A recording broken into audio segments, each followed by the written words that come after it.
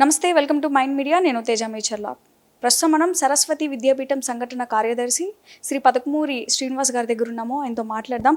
Sir నమస్తే, ఎలా ఉన్నారు? నమస్తే అమ్మా, ఫైన్, బాగున్నాను. ఎలా నడుస్తుంది సార్ సంస్థ అంతా? చాలా బాగా నడుస్తుందమ్మా, ఎవర్ గ్రోయింగ్. స్టూడెంట్స్ ఎలా ఉన్నారు, ఏంటి? స్టూడెంట్స్ చాలా బాగున్నారు, బాగా చదువుతున్నారు. మా దగ్గర చదివే స్టూడెంట్స్ వాళ్ళ పేరెంట్స్ చాలా హ్యాపీగా ఫీల్ అవుతున్నారు. ఎవ్రీ ఇయర్ నంబరు ఇంక్రీజ్ అవుతుంది. ఈ సంవత్సరం కూడా కొన్ని స్కూల్స్లో బాగా అడ్మిషన్స్ అవుతున్నాయి.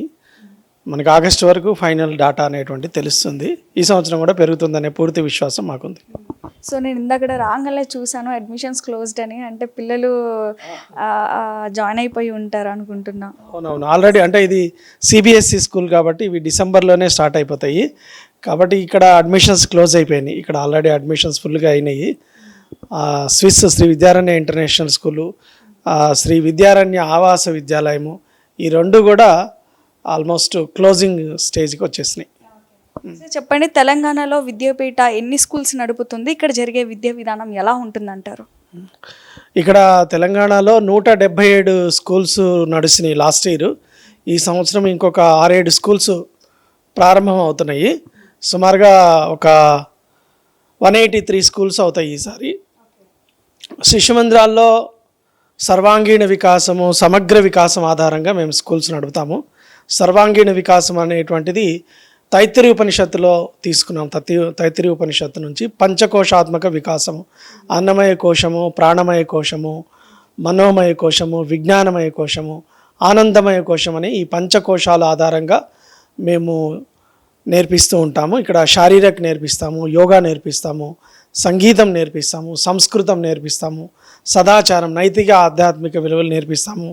వీటిని ఆధారభూత విషయాలు అంటాం. ఈ 5 ఆధారభూత విషయాల ఆధారంగా పంచకోశాత్మక వికాసము, సర్వాంగీణ వికాసం జరుగుతుంది విద్యార్థుల్లో. అలాగే సమగ్ర వికాసం అన్నట్లయితే నేనొక్కడే కాదు, నేను వేరు, కుటుంబం వేరు, సమాజం వేరు, సృష్టి వేరు, ఇవన్నీ కాదు. నేను కుటుంబంలో భాగము, ఈ కుటుంబము సమాజంలో భాగము, ఈ సమాజం ఈ దేశంలో భాగము, ఈ దేశం ఈ సృష్టిలో భాగము, ఈ సృష్టి అంతా కూడా పరమేశ్వరుని యొక్క సృష్టి. సో వ్యక్తి నుండి పరమేశ్వరుడి వరకు కూడా ఒక కనెక్షన్ ఉంది. సో ఆ భావన, ఆ అనుభూతి చెందడమే సమగ్ర వికాసము. ఆ అనుభూతి చెందే విధంగా మేము శిక్షణ ఇస్తూ ఉంటాము.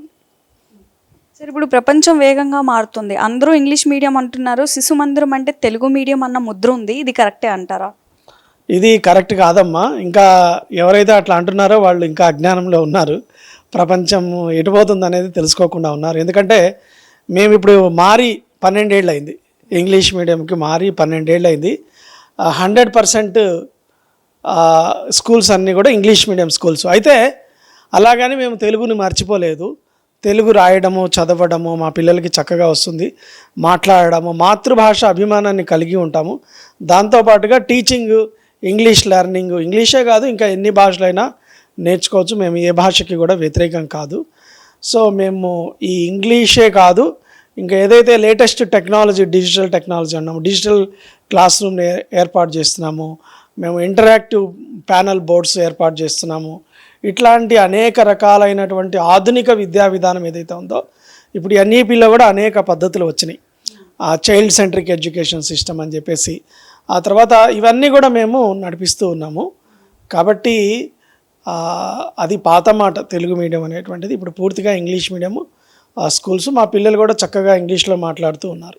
ఇప్పుడు ఇంటర్నెట్ ఇంకా ఈ వర్డ్స్ వచ్చాయి కాబట్టి ఇప్పుడు పేరెంట్స్ ఇన్ఫ్రాస్ట్రక్చర్ బాగా చూస్తున్నారు. లేబొరేటరీలు, సెమినార్లు వంటివి మీ దగ్గర ఏమన్నా ఉన్నాయంటారా?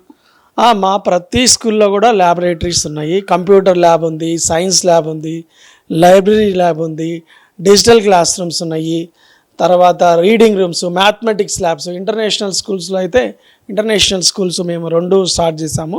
వాటిల్లో కాంపోజిట్ ల్యాబ్స్ ఇవన్నీ కూడా ఉన్నాయి మేడము. అన్ని రకాల ఇన్ఫ్రాస్ట్రక్చర్, క్లాస్ రూమ్స్ కానీ, టాయిలెట్స్ కానీ ఇప్పుడు మోడ్రన్ ఏ విధంగా పేరెంట్స్ కోరుకుంటున్నారో ఆ విధంగా చేసేటువంటి ప్రయత్నం చేస్తున్నాము. సిటీలో ఆల్మోస్ట్ అయిపోయింది. రూరల్లో కూడా మేము ఈ యొక్క ఇన్ఫ్రాస్ట్రక్చర్ డెవలప్మెంట్ అనేటువంటిది చాలా వేగంగా చేస్తున్నాము. ఈ గత 10-12 ఏళ్ళుగా చాలా చేశాము. ఒకప్పుడు 40 ఏళ్ల క్రితము 40-50 ఏళ్ల క్రితం అన్ని పూరి గుడిసెల్లో నడిచేవి మా స్కూల్స్. ఇప్పుడు అన్నీ పెద్ద పెద్ద బిల్డింగ్స్ అయినాయి. ఒక రకంగా నేను గర్వంగా చెప్తాను, మా దగ్గర ఉన్నటువంటి ఇన్ఫ్రాస్ట్రక్చర్ వేరే చాలా ప్రైవేట్ స్కూల్స్లో లేవు. మా దగ్గర ఉన్నటువంటి బిల్డింగ్స్ కానివ్వండి, ల్యాబ్స్ కానివ్వండి, ప్లే గ్రౌండ్స్ కానివ్వండి, ల్యాబ్స్ కానివ్వండి, మేము ఫుల్లీ ఎక్విప్డ్గా ఉన్నాము. ఇంకా దీన్ని రెగ్యులర్గా అప్డేట్ చేస్తూ ఉన్నాం. స్పోర్ట్స్కి ఎలాంటి ఇంపార్టెన్స్ ఇస్తున్నారు? మా యొక్క నేను ఇందాక చెప్పినట్లుగా సర్వాంగీణ వికాసంలో శారీరక వికాసం అనేది అయితే ఉందో, ఈ శారీరక వికాసంలో స్పోర్ట్స్ అండ్ గేమ్స్ అనేటువంటిది మాది ఒక పార్ట్. ఎవ్రీడే కూడా మా స్కూల్లో గేమ్స్ పీరియడ్ ఉంటుంది. ఈవినింగ్ శారీరక్ అండ్ ఐషిక్ అంటాము. దాంట్లో గేమ్స్ అండ్ స్పోర్ట్స్ తర్వాత పిల్లల్లో దీని పట్ల బాగా ఆసక్తి పెంచడం కోసం మేము పోటీలు కూడా కండక్ట్ చేస్తుంటాం. ఖేల్కూద్ అని చెప్పేసి స్కూల్ లెవెల్ నుండి ఆల్ ఇండియా లెవెల్ వరకు కూడా ఎవ్రీ ఇయర్ జరుగుతూ ఉంటాయి. దాంట్లో త్రోస్, జంప్స్, రన్స్, ఈ విధంగా 3 రకాలైనటువంటి స్పోర్ట్స్. సుమారుగా ఇప్పుడు విద్యాభారతి 70 రకాలైనటువంటి కాంపిటీషన్స్ని కండక్ట్ చేస్తుంది. ఇవన్నీ స్కూల్ నుంచి ఆల్ ఇండియా లెవెల్ వరకు. ఇప్పుడు స్కూల్ లెవెల్లో గెలిచిన వాళ్ళు సంకులు అంటారు, ఒక క్లస్టర్. ఆ క్లస్టర్ లెవెల్లో పాల్గొంటారు. అక్కడ గెలిచినటువంటి వాళ్ళు జోనల్ లెవెల్, 3-4 డిస్ట్రిక్ట్స్ కలిపి విభాగ్ అంటాము. విభాగ్ లెవెల్లో కాంపిటీషన్ జరుగుతుంది. ఆ విభాగ్లో గెలిచిన వాళ్ళు స్టేట్ లెవెల్లో గెలిచినటువంటి క్షేత్ర అంటాము 3 స్టేట్స్కి. అక్కడ కూడా గెలిచినటువంటి వాళ్ళు ఆల్ ఇండియా లెవెల్ కాంపిటీషన్కి వెళ్తారు. ఆల్ ఇండియాలో ఎవరైతే గెలుస్తారో వాళ్ళు SGFI, school games federation of India అని చెప్పేసి గవర్నమెంట్ కండక్ట్ చేస్తుంది. దాంట్లో విద్యాభారతి ఒక స్టేట్ లాగా రిప్రజెంట్ చేస్తుంది. సో అక్కడ కూడా గెలిచిన వాళ్ళు ఏషియన్ గేమ్స్కి, ఒలింపిక్స్ కూడా వెళ్ళినటువంటి వాళ్ళు మా స్టూడెంట్స్ ఉన్నారు. ఇది ఆల్ ఇండియా ఆర్గనైజేషన్ విద్యాభారతి అనేటువంటిది. Vidya Bharati Akhil Bharatiya Shiksha Sansthan all India organization. Shri Saraswati Vidyapeetham అనేటువంటిది స్టేట్ ఆర్గనైజేషన్. ఈ సరస్వతి విద్యాపీఠం కిందనే స్కూల్స్ అన్నీ కూడా మన తెలంగాణలో ఉన్నటువంటి ఒక 177 స్కూల్స్ అన్నీ కూడా రన్ అవుతున్నాయి. మేము అత్యంత ప్రాధాన్యత ఇస్తాము ఫిజికల్ ఎడ్యుకేషన్ కోసం. ఇప్పుడు పేరెంట్స్ ఎక్కువగా CBSE స్కూల్స్ అంటున్నారు, విద్యాపీఠం దిశగా ప్రయత్నం చేయట్లేదంటారా? నేను ఇంతకుముందే చెప్పాను, ఆల్రెడీ మేము 2 స్కూల్స్ పెట్టాము. ఇప్పుడు ఇదే క్యాంపస్లో శ్రీ విద్యారణ్య ఇంటర్నేషనల్ స్కూల్ అని, దానికి స్పందన చాలా బాగుంది. అక్కడ అడ్మిషన్ దొరకడం కష్టం. ఇప్పుడు మాకు అనేక రికమెండేషన్స్ వస్తున్నాయి సీట్ కావాలని చెప్పేసి. అలాగే ఇదే హైదరాబాద్లో నాదర్గుల్ అని చెప్పేసి అక్కడ కూడా CBSE స్కూలు, విద్యాభారతి విజ్ఞాన కేంద్ర పేరుతోటి అక్కడ కూడా ఒక CBSE స్కూల్ స్టార్ట్ చేశాము. దీంతో పాటుగా ఇంకా ప్రతి ఉమ్మడి జిల్లాలో, ఇంతకుముందు ఉన్నటువంటి ఉమ్మడి జిల్లాల్లో మేము ఒక 10 స్కూల్స్ని ఎంపిక చేశాము. ఆ 10 స్కూల్స్ని కూడా CBSEగా మార్చేటువంటి ప్రయత్నం జరుగుతుంది. అక్కడ ఇన్ఫ్రాస్ట్రక్చర్ డెవలప్మెంట్ ఇవన్నీ కూడా జరుగుతుంది. కరీంనగరు, అలాగే మహబూబ్ నగరు,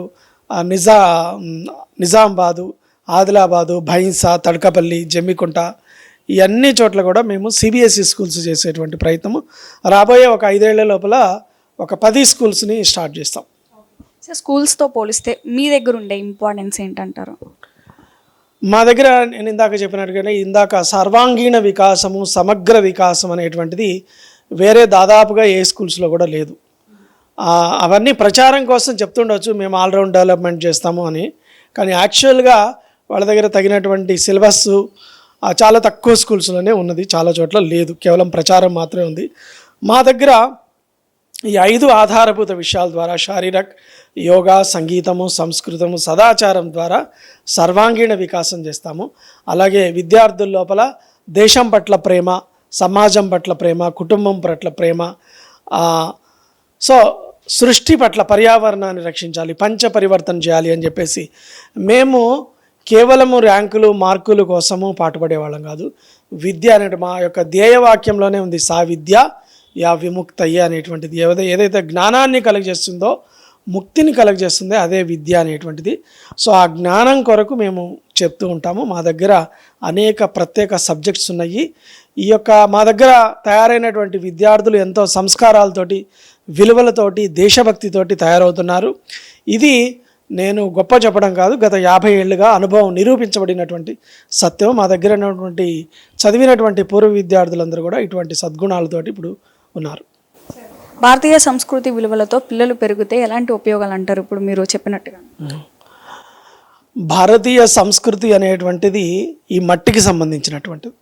ఎవరైతే మట్టితోటి అనుబంధం ఉంటారో, మట్టితోటి అనుబంధాన్ని కలిగి ఉంటారో, ఈ సంస్కృతి, ఈ ఆచార వ్యవహారాలు కలిగి ఉంటారో, ఇప్పుడు ప్రపంచంలో ఎక్కడా ఇటువంటి సంస్కృతి లేదు. మన సంస్కృతి యొక్క గొప్పతనం ఏంటంటే ఎవరైనా పరోపకారం చేసినట్లయితే మనకు ఉపకారం చేసిన వాళ్ళని తల్లితోలాగా భావిస్తాం. మనం భూమాత అంటాం. ఎందుకంటాము? ఈ భూమి మనకు ఆహారాన్ని ఇస్తుంది, నీటిని ఇస్తుంది, గాలిని ఇచ్చేటువంటి చెట్లన్నీ కూడా ఈ భూమి మీదనే ఉంటాయి. మన యొక్క అస్తిత్వం, మనం కట్టుకున్నటువంటి ఇల్లు, ఇటుకలు, రాళ్ళు, మట్టి అన్నీ కూడా ఈ భూమి తోటే ముడిపడి ఉన్నాయి. కాబట్టి మనం భూమాత అంటాము. అలాగే మనకి తులసి మాత ఆక్సిజన్ ఇస్తుంది, తులసి మాత అంటాము. ఆవు నిస్వార్థంగా పాలనిస్తుంది, మనం తిరిగి వాటికి ఏమి ఇవ్వం, చెట్లకు కానీ ఆవులకు కానీ గోమాత అంటాము.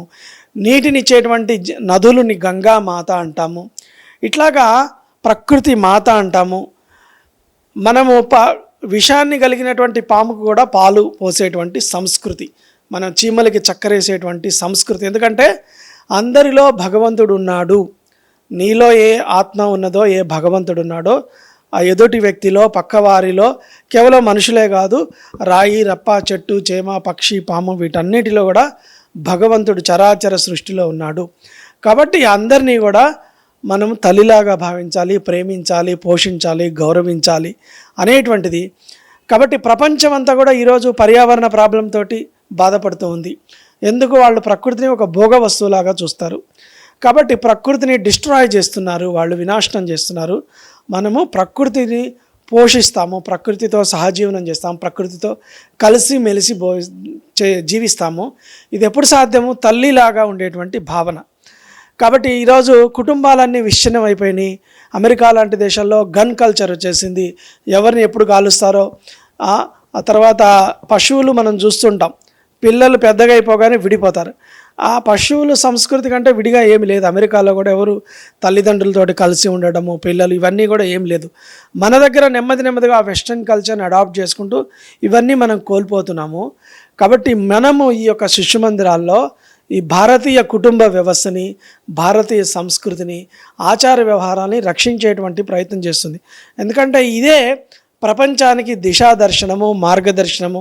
రేపొద్దున ప్రపంచం రక్షించబడాలి, ప్రపంచంలో శాంతి కలిగి ఉండాలి, ప్రపంచం అంతా కూడా కలిసిమెలిసి జీవించాలి. ఈరోజు మనం చూస్తున్నాం అన్ని దేశాలు కూడా చాలా అశాంతితోటి, యుద్ధాలతోటి, పరస్పర ద్వేషంతో, తీవ్రవాదంతో అట్టుటికిపోతున్నాయి.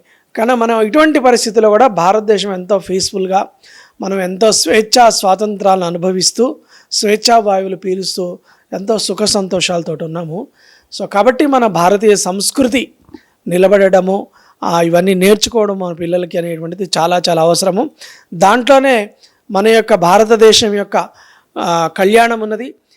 భారతదేశం గొప్పగా అయినట్లయితే అది విశ్వ కళ్యాణానికి కూడా దారితీస్తుంది.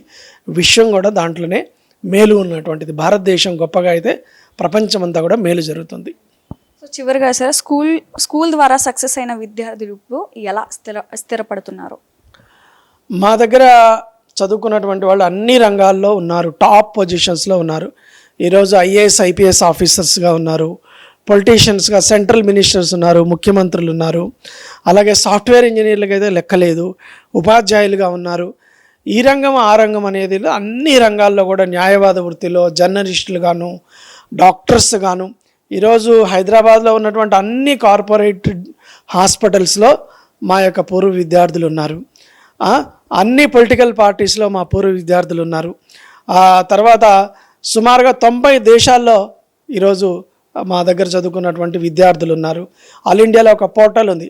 ఆ పోర్టల్లో సుమారుగా 10 లక్షల పైగా రిజిస్ట్రేషన్ అయ్యారు. దాంట్లో మనం డాటా చూసినట్లయితే మనకు ఆశ్చర్యం కలిగిస్తుంది. అనేక వృత్తులు, అన్ని వృత్తుల్లో ఉన్నారు. ఇప్పుడు ఆర్మీ చీఫ్ ఎవరైతే ఉన్నారో ఉపేంద్ర ద్వివేది, ఆయన కూడా మా యొక్క ఛత్తీస్గఢ్కి సంబంధించినటువంటి పూర్వ విద్యార్థి, శిశు మందిర్ పూర్వ విద్యార్థి. ఇక్కడ ఉన్నటువంటి ఒక సెంట్రల్ మినిస్టర్ ఈరోజు పూర్వ విద్యార్థి. ఇట్లాగా అన్ని రంగాల్లో కూడా, ఈ రంగము ఆ రంగం అన్ని రంగాల్లో కూడా పూర్వ విద్యార్థులు విస్తరించి ఉన్నారు. వాళ్ళందరూ కూడా ఇండైరెక్ట్గా దేశ అభివృద్ధిలో, దేశ ఉన్నతిలో, ఈ యొక్క జాతీయవాద భావాలు వ్యాప్తిలో, హిందుత్వ భావ చైతన్యంలో వాళ్ళందరూ కూడా పాల్పంచుకుంటారు.